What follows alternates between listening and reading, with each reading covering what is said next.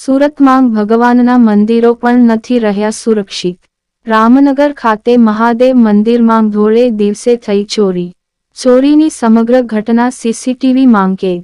સીસીટીવીમાં દેખાતા વ્યક્તિ દ્વારા મહાદેવ મંદિરમાં ચાંદીના નાગની કરાઈ ચોરી।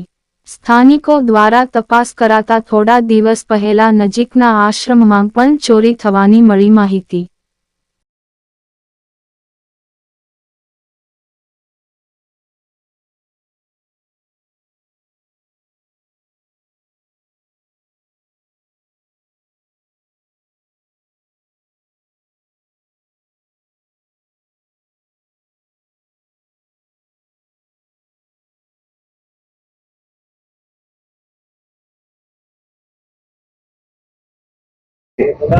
मारू नाम सुरेश कुमार भगवानदास माधवाणी, રહેવાસી रामनगर।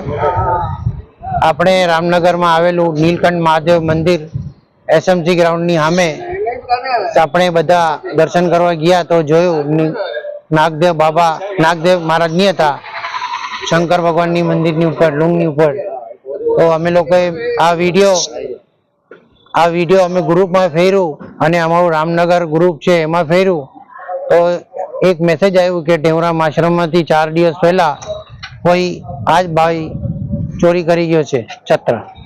आपणे आ वीडियो जोया करायो पछी पुलिस ने फरियाद करी कि भाई आ माणस जल्दी थी जल्दी पकड़ाय, बीजा मंदिरों में चोरी न थाय। ओम श्री सतनाम साखी।